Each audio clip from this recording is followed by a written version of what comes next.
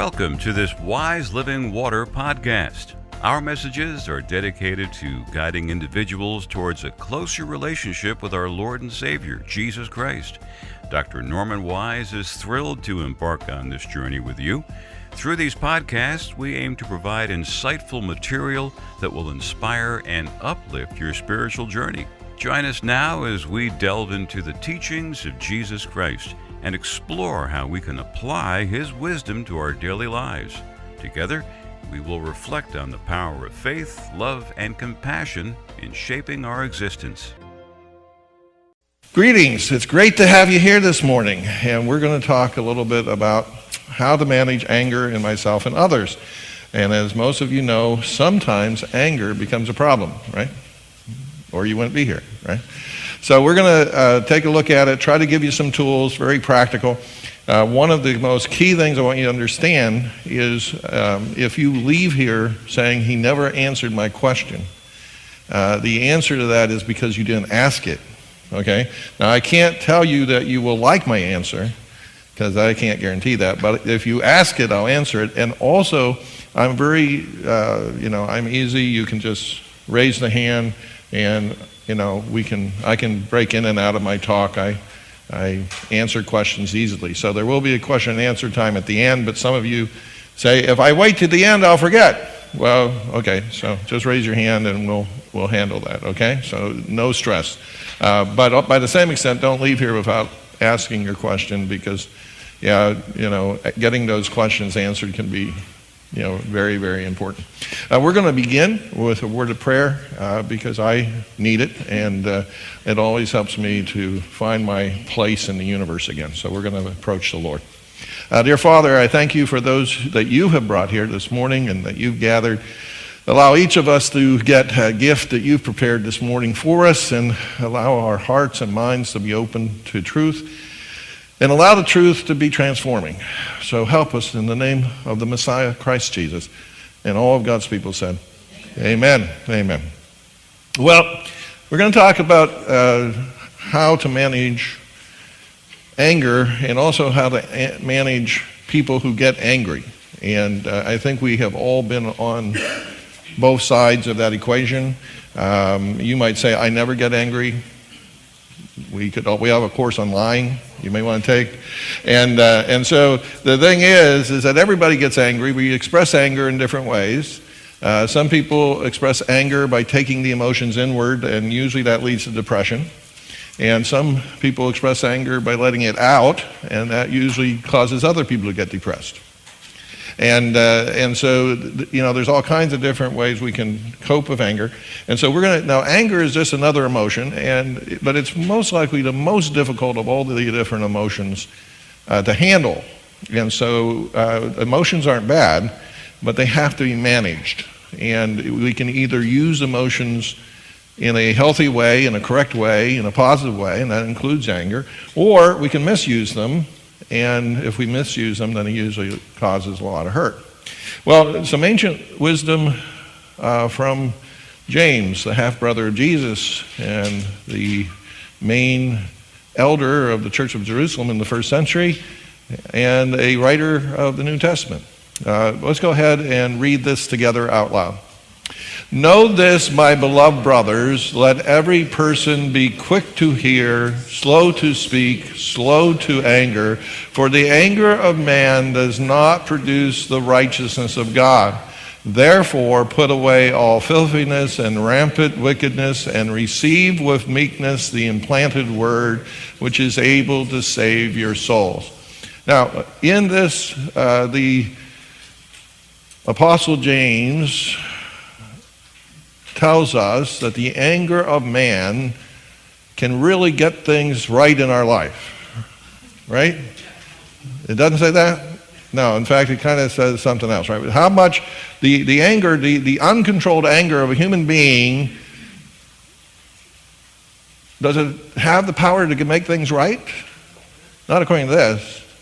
In other words, we have to be very slow to get angry, because that anger has to be well thought through, well directed, and well processed to be healthy. And there's a tremendous danger that anger will not set things right, righteousness, but we'll set things wrong. Now, he gives us two keys here. One, be quick to hear. We're going to talk more about that later. How do listening and slowing ourselves down and not immediately responding is one of the keys we're going to find to managing anger, both in ourselves and others. And also slow to speak, because anger doesn't usually motivate us to be slow to speak. It encourages us to speak before we think. And that's not a good idea. Most harm is done because we speak before we think, and therefore we say things. Have you ever said to somebody, "I'm sorry, I didn't mean what I said"? Yeah. Oh, yeah. That means you spoke without thinking. Okay? It's called emotional vomit. Happens to all of us, okay? And you just kind of poof, and it has kind of the same impact on relationships that the vomit would have in the middle of the living room if you did that. It kind of shuts things down pretty effectively. So the thing is that we're going to have to learn some methodologies to keep that from happening. But by the way, the problems that you and I face on this issue are not new. This is the first century. Human problems remain kind of always the same. So there's some other ancient wisdom even further back. This most likely going to 1000 BC. Let's read this one together. A soft answer turns away wrath, but a harsh word stirs up anger. Anyone ever have a harsh word stir up anger? We're going to find that the hardest thing is that someone else's anger can trigger our anger. Have you noticed that? We return anger for anger. And so, of course, we don't feel responsible because they started it. But the problem is that they would most likely debate about who started it. Because, you started it. No, you ever see that in little kids' playground? Two kids are fighting, the teacher comes up, and teachers ask ridiculous questions. They've been asking ridiculous questions forever. They come up to two people fighting, and they ask the ridiculous, who started it? And the answer is always the same. Two fingers go up and point toward, I could have answered the question of that teacher before she ever opened her mouth, okay? Because that, and by the way, they would both pass a lie detector test. Neither of them are lying. They really do believe the other person started it. Oh, perceptions are so hard. If we could ask God, he could tell us, but he doesn't work that way. So, well, first of all, we're going to talk about the first part. We're taking the second part of the title first. And that because it ties in. How do you handle angry people? Everyone here, you've had to face an angry person sometime in your life. Is this true? Yeah? Yes. Okay, yes, that has happened. Yeah. Person in the front row especially. Okay. Now, the thing is, we have to know how to manage that because it's going to happen again and again and again. East of Eden, where you and I live, we all have the same address, East of Eden. We're not in paradise anymore. And therefore, part of the problem of living east of Eden is on a relatively regular basis, somebody's going to emotionally vomit on you for a wide range of different reasons. And the thing is, so we have to stop being shocked by what happens regularly. I mean, if you say, from this day forward, no one ever again will speak an angry word towards me, you are going to be mad within about 2 days, okay? Because that's a ridiculous expectation. People are somewhere along your journey from now to the day you die, they're going to speak to you in anger, they're going to relate to you in anger, they're going to emotionally vomit on you, and it's happened before, it's going to happen again, and I can't give you any secret to keep people from doing that because we're going to find later you only control yourself, you don't control anybody else on the planet. You can't keep someone from losing their temper. Don't try that, by the way, that usually makes them mad. So you have to be very aware, and so part of it, by the way, we can only maintain self-control when we keep our expectations realistic. So, what happens when someone gets elevated, when you get elevated, when I get elevated, when human beings get elevated, it kicks off chemistry in us. It's called the fight or flight mechanism. And the thing is, you have to understand when that chemical reaction goes off in the human being, and they actually, scientists do weird stuff. What we do is we wire people up to a bunch of equipment, and then we make them mad so we can record what takes place in their brain when they get mad. We purposely irritate them to where they get mad so you know what happens? All the electricity that goes to the part of the brain that deals with reason, logic, problem solving, self-control, it doesn't get any electricity. It shuts down. And all the electricity goes into the areas that deal with passion, emotions. Let it go. So if you try to talk to an angry person by speaking to them rationally, you're wasting your time, because that part of their brain is not working, okay? And you will, in fact, get very frustrated and irritated, because then they won't be paying attention to you, so they're going to be mad. Yes? What do you do instead? That's the next 2 slides. I'm glad you said that. Good question. First of all, you have to decide to break the cycle. And the cycle is going to take about 20 minutes of dialogue. Now, you have to make some choices here. If they are verbally abusing you, if you think you're in physical danger, you can even say, listen, I don't feel comfortable continuing the conversation. I want to take a break. Could we talk about this afternoon when everybody's calmer? You can even do that. You can pause the conversation. It depends on how intense it is. But you don't have to necessarily keep yourself in a dangerous or abusive situation. You can just say, time out, I want to take a break. And by the way, if you go to the bathroom, you're relatively safe, because most people won't follow you there. So it's a good retreat place to go. So the thing is you just have to break. But in some cases, you can continue, but you see, this is the key. You have to understand this, and you have to get it down so deep that you're saying, oh, they're emotionally vomiting. I don't have to vomit in return. Now, that's going to mean, by the way, the second part of this is going to give you methodology so that you can remain calm. Because you see, most of the time, we believe that we're responding to the anger of others. And so the second part is going to tell you how to keep yourself under control. But understand, if you don't keep yourself under control, then you do have to end the conversation. If you can't remain calm in the face of their anger, why do you have to end the conversation? Is it proper to just leave the home when it's happening? So that's it. It is okay. Starbucks is a great place to visit. They usually have nice music. In other words, if it's necessary to leave and say, listen, you don't want to cause worry in anybody. You also don't have to peel tires. It's okay. Slamming, you just leave. Okay, just say, I need some time to think, and I'm going to go down to Starbucks. And if they follow you to Starbucks and start yelling at you in Starbucks, the manager will call the police, and that handles the problem. Okay, it's okay. Say, most people don't take it public.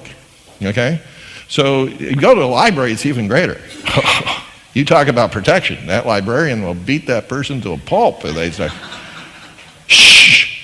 Okay, so you can go to a safe place and do that. So that's true. But there's another reason why, and this is true. If we're in a place where we don't feel safe, we can just.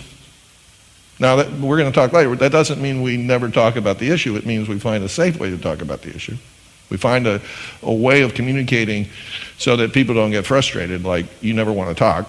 No, I never want to have you emotionally vomit on me. That's 2 different questions. But we have to talk about communication.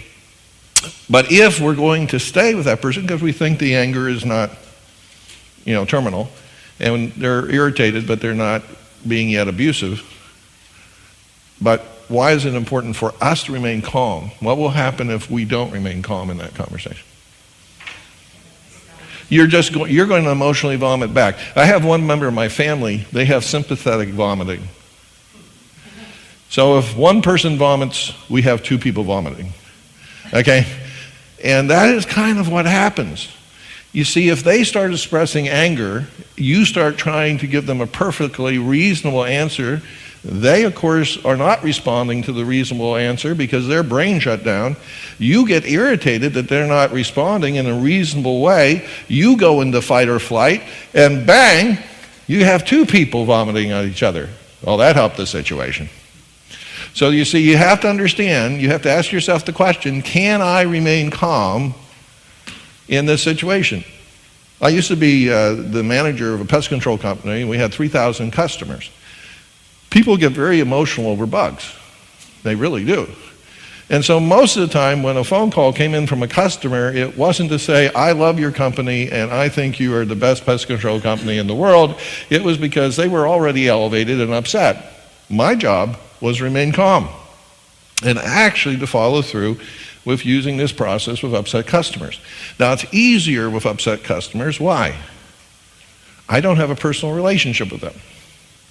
They can call me stupid, they can verbally abuse me, they can go crazy, but really, I just want their check at the end of the month, so here, let's work this through, okay? So the relationship, because it is more distance, allows me to remain calm, okay?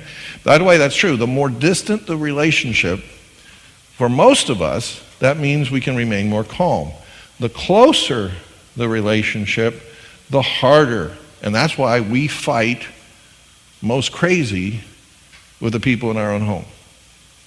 There was a question. Gentleman at the end, did you have a question? Go ahead. No, I was saying that even Newton's law, Newton's first law, that to every action is equal and opposite reaction. There you go. See, we are supported by physics, and this is good. I always like it when we can call in bright people to help us. It's good.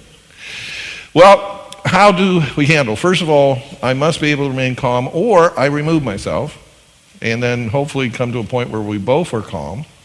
3 keys. We send back, because we're calm, we're under control, we understand the other person is elevated, that all the electricity is going to the more emotional side and isn't going to their logical brain. So we start echoing back and we say, well, I know that, you're really upset about the fact I forgot your birthday, and that has really caused you a lot of pain. I know this. I am hearing what you're saying. Do not say to them, I know how you feel. What will come back? No, you don't know how you feel. And the fact is you don't. What you're doing is you're imagining that at some point where someone hurt you, that they're feeling the same pain you felt, because I'm going to tell you something, the only pain you have ever felt and only pain you will ever feel is your own. That's simply psychologically and physically true. I can love my child a great deal. They go on a bike, they fall down, they skin their knee. I do not grab my knee and go, oh, it's hurting so bad. You can look at their knee and there's marks on it and there's blood coming out. You look at my knee, there's no marks on it, no blood coming out. So the reality is, no, the only pain that we have ever felt is our own, and it's in fact true, we'll talk about empathy later, that we can build a bridge between, they may be feeling something similar to what I felt, but by the way, everybody's so unique, we don't really know what they're feeling. The only way we know about what they're feeling is what they express, and so we want to say, we're listening to you, be quick to listen. And by the way, the number one hunger people have is to be heard. It's funny how the subconscious mind works. Go ahead. Yeah, question. Well, one of the things, this sounds wonderful, and I've used it sometimes with other people, but some people get mad when you say, let me make sure I understand what you're saying. You say Right. such and such, and then they get more mad. Right. You have to understand, and I will emphasize this. I can tell you, it's a proverb. This is all Proverbs. No one controls another human being. What I tell you is something like, a soft answer turns away wrath. Not all the time, okay?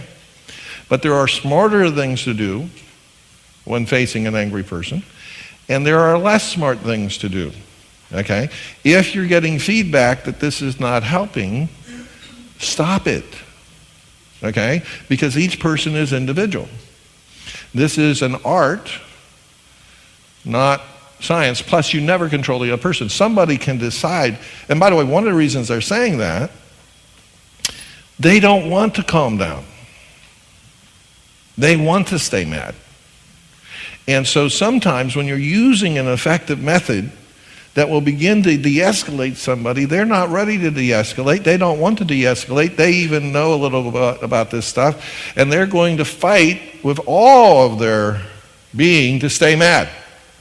You can't control that. Now, you can adjust some of the strategy because we have 3 points here. You can go to point 2 and see if that works any better. But by the way, there's no one that can teach you how to control another person. What we can do is say, this is a sane, stable, and spiritual way to respond to someone who's angry. But by the way, if they remain angry, you can fall back to strategy 1, leave. Say, I can see we're not really going to be able to talk right now. I do want to talk when, we've calmed down. And so I'll check back with you. And, when you feel calmer, I'd love to talk to you about this. And then withdraw. So if someone is fully dedicated to staying mad and you're not going to get anywhere, you always have the option to pause. Now, you do not abandon, reject, or say drop dead. That's not the same thing. Say, that's basically fight or flight on your side. But you don't have to keep into a non-productive relationship. However, there are some times where it's very hard to do that. In my case, when I'm dealing with 3,000 customers, most of the customers would have been happy if I said, sorry, we won't talk about this now. Well, sometimes I had to do that, but I had to make sure I called them back within an hour and said, listen, could we talk about it now? And usually then at that point, they saw that, okay, he's not going to allow me to yell and scream and swear at him, so I guess we have to move on. But if I hadn't called him back, that would have just been added fuel for them to get mad, okay? So nothing can give you control, but you can be a good influence or a bad influence. You can be sane or insane in your response to an angry person, okay? So echoing back, saying I know is a good thing. Most people will feel firm, and the number one thing that people want to do is be heard. And subconsciously what happens, the reason we raise our voices, when I'm talking to you about an issue and I'm really been hurt in some way and I'm really expressing my hurt inappropriately by yelling and screaming, or by at least elevating at this point, what normally happens is that, that person starts telling you why they are hurt or upset, and they're elevated. We usually respond by telling them why they shouldn't be mad or upset, don't we? I'm really upset about this. Well, here, let me explain why that's not valid and why you have wrongly responded to everything, and in fact, why you're stupid, but that's okay. I love you anyway. And so we begin sending back this signal. What happens is the subconscious takes not being heard literally, like they must be deaf.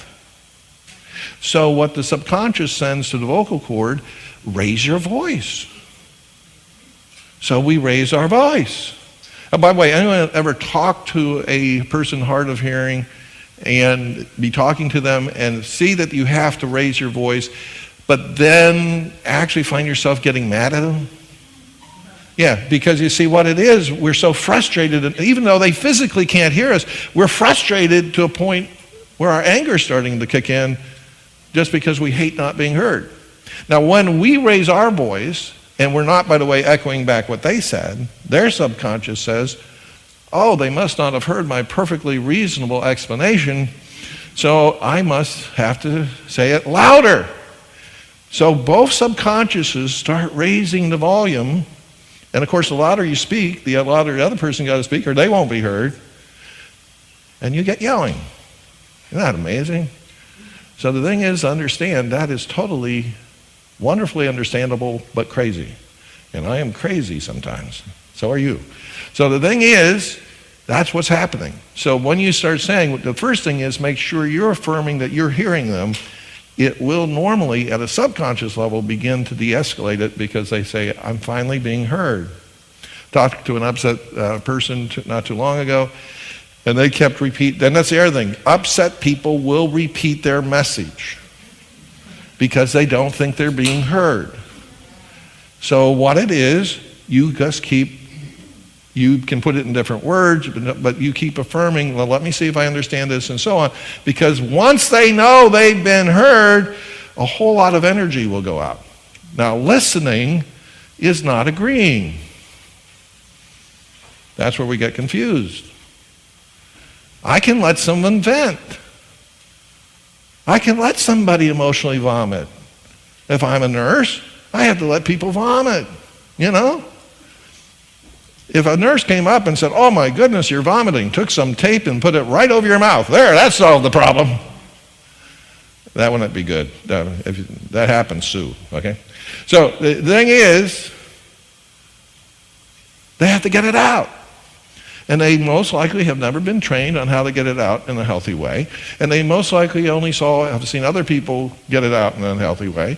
And they haven't had the wonder of coming to this seminar knowing how to get it out in a healthy way. So therefore, you let them vent. Okay? Because part of it, remember, we're trying to get through the 20 minutes of crazy. We're trying to not re-elevate them. We're trying to not set off the fight and flight a second time, and you got 20 minutes before they're going to be rational. Because it's going to take 20 minutes for the electricity to kick back in and go to the rational part of your brain. You're just really kicking off time. But if you start the cycle again, you got another 20 minutes. Yes? Could it be that people are somewhat addicted to that 20 minutes, and that's why they keep doing it? Yeah, what happens is we set each other off again. See, in other words, it's 20 minutes every single time the fight or flight goes off. So when we get into an argument, they yell at us, then we yell again to them. Well, now we're up, we're elevated, okay?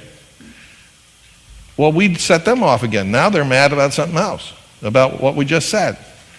You know, people tell me they don't have time to do the healthy thing. I said, okay, just how much time did you spend in the really intense argument with someone in your house? It can be days. Okay? People will take breaks just to kind of, but they're not cooling off. They're elevating while they're taking their break.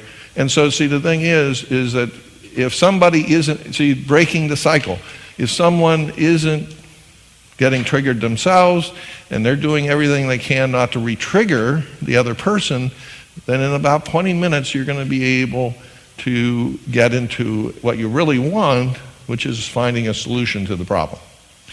So you let them vent. You let them get it out. Listening's not agreeing. I have a group here called Socrates Cafe, and there's atheists and agnostics, and they pour forth all their ideas all the time, and I don't bounce off the wall and go crazy because I don't agree with them, but I can listen to them. Listening to them doesn't hurt me. They're not the first people to ever say, by the way, no one is the first person to say anything they're saying. And so I can be calm. And by me saying calm, that helps them, by the way, de-escalate. And we can start actually having a reasonable discussion about something sometimes. Because you see, I'm not going to play the game. See, that's the big point. Here and then there. Go ahead. Yeah, I wasn't sure if she meant this, but I think I heard that it might be the brain has producing dopamine, and so it's actually enjoying that little time. Right. They can. Some people get off on it. Yeah. And that's why I say if the person seems to just want to stay mad, then it's all determination, what's the best strategy. Sometimes the best strategy is to say, well, time out, I'm gone. And so most people don't stay in an empty room yelling. At least not for too long, okay? So the thing is, if you take away an audience, sometimes then people will calm down. So you have to be discerning with the situation, the person, and all those different things. But this is some tools. There was something over here. Here first, yeah. Last night, my 9-year-old daughter was at a Sunday school, and when she came out, it wasn't what she had expected.